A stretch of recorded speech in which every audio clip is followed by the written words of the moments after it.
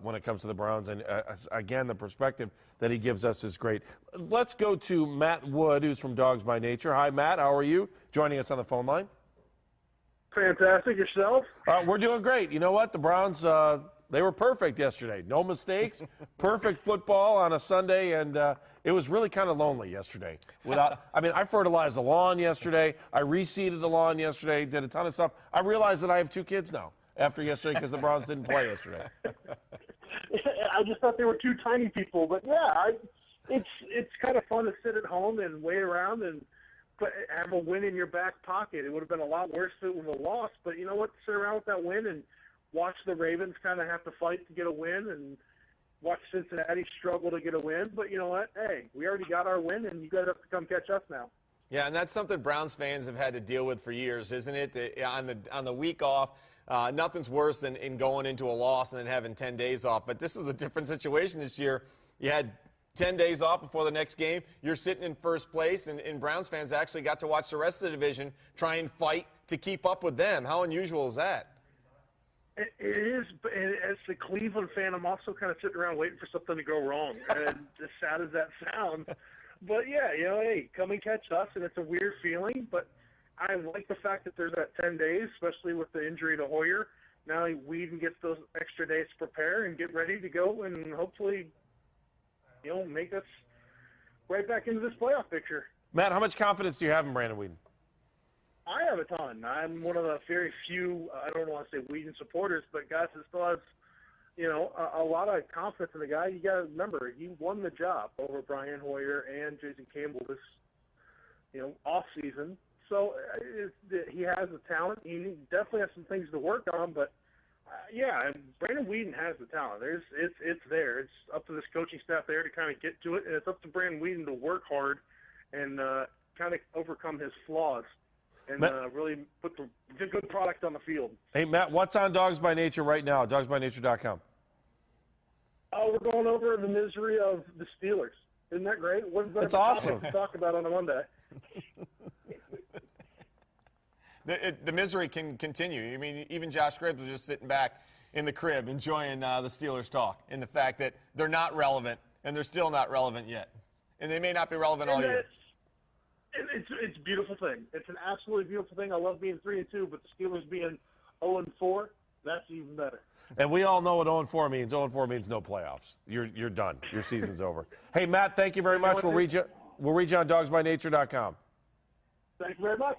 All right, Matt Wood checking in. Hopefully we'll get back with him again next Monday as well. I want to go back to Kenny Rotos, who's on Skype too. Kenny, as we start winding down the show here a little bit, what do the Browns need to do against Detroit to make sure they can keep moving forward? Protect Brandon Whedon. Bring in an extra tight end. Bring in a fullback. Make somebody a fullback that's not named Chris Obanaya. Pull one of those defensive linemen in there and put them back there. Protect Brandon Whedon. Give him time to throw the football. I think that's the biggest thing. And the other thing they must do, even though they may not run it very well and have a high yards per carry average, they have to run the football. They have to be balanced. And that was one of the keys, I thought, to the win the other night against Buffalo. Even though they didn't run it well with Willis McGahee, they attempted to run it, so Buffalo just couldn't pin their ears back and come after Brandon Whedon, and the Browns were throwing the football 55 times. You've got to have some balance, at least 25 rushes in this game. Show that you're trying to run. Use the play-action fake off that to maybe freeze the linebackers and the safety to open up some areas for either Josh Gordon, Bess, Little, or Jordan Cameron down the seam, down the middle of the field.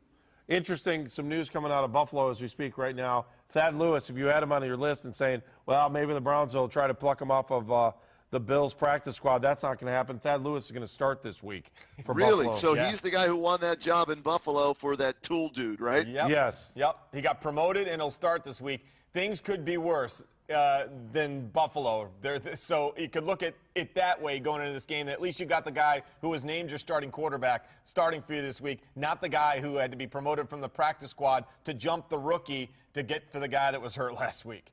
And you know what, guys? I watched, before I went to bed last night, I watched a little of that late game.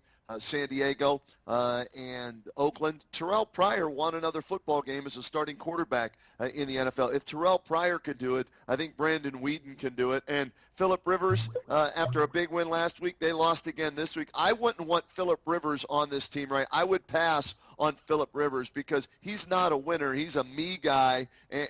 So that just tells you, it depends on the team and the system and everything like that. But Phillip Rivers, North Turner had him. I wouldn't want him here. I'd rather take my chances with Brandon Weeden. I know that sounds crazy, but building for the future, I wouldn't want a Phillip Rivers here. So I'll see what happens with Weeden this week. All right, Kenny, thank you very much. We'll talk to you next Monday, and enjoy your week off for the Buckeyes next week as well.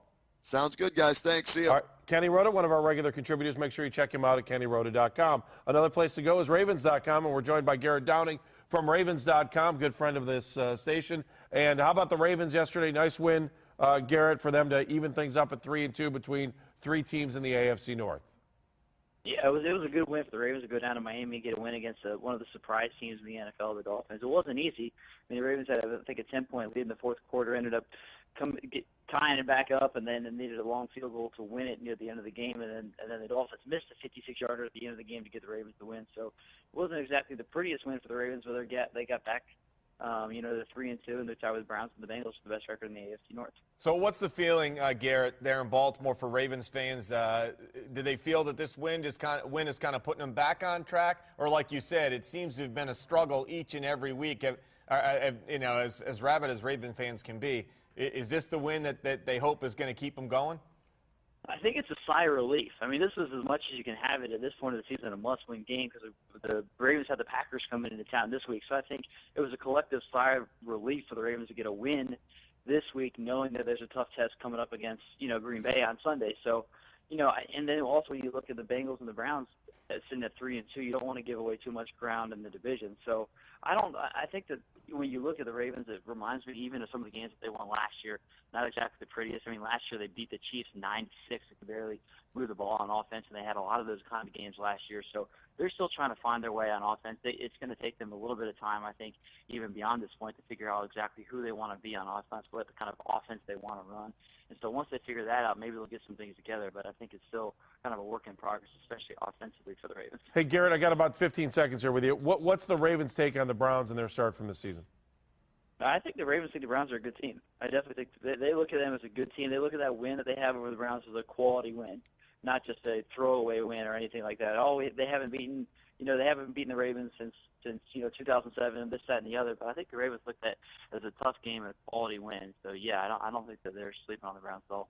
All right, Garrett Downing joining us from Ravens.com. We'll make sure we check you out online. Thanks, Garrett.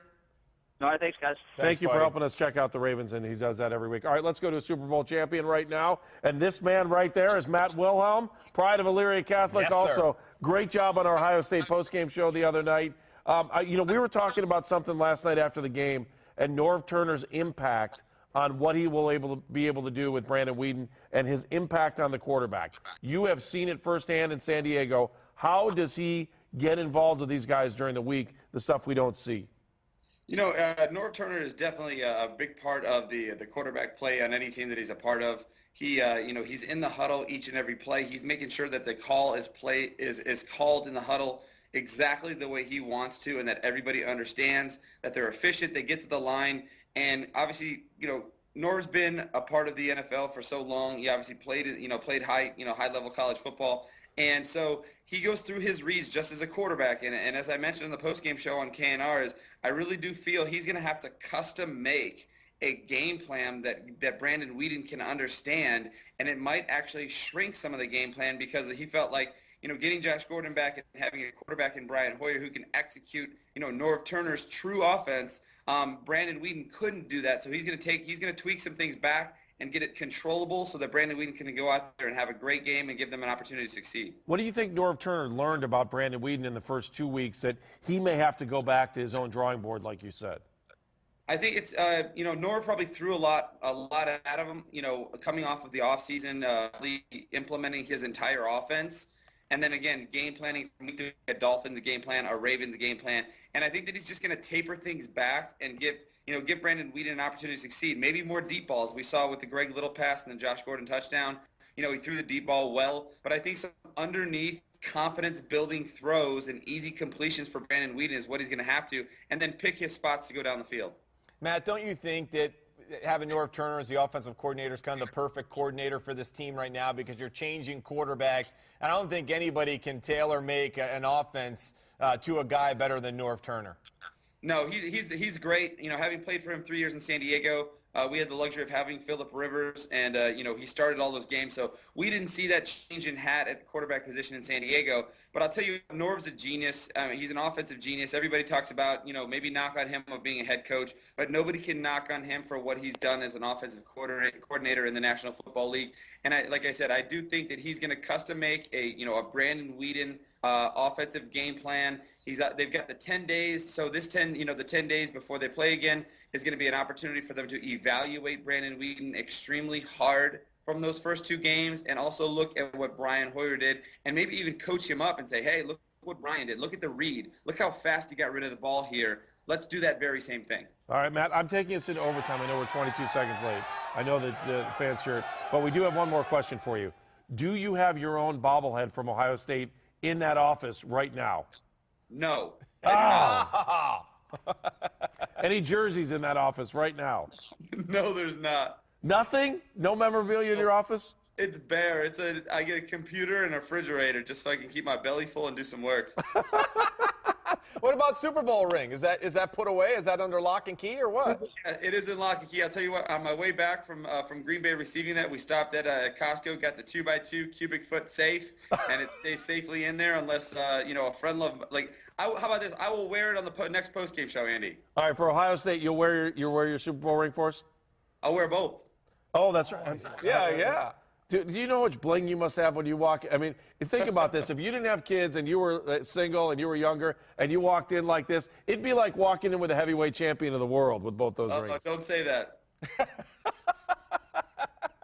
All right, I'm done. Yeah, Matt, thank you. We'll talk to you next week. Thank you. Have a good day. All right, Matt Wilhelm joining us here to wrap things up. What a great way to end the show today. Again, Dogs on the Run next week. We will talk to you. It'll be on Monday morning after the game against the Lions. And hopefully it's a win that we're talking about in 4 straight. Yeah, all right, don't forget, we'll see you Friday night on the McDonald's 5 on your sidelines as well, and then Sports Saturday, and then the Ford Sports Sunday. Great show there as well. Thank you for being involved in the show. Thank you for listening this morning, and it's been great. We want to thank the entire crew as well. And as we say, be a dog on the run.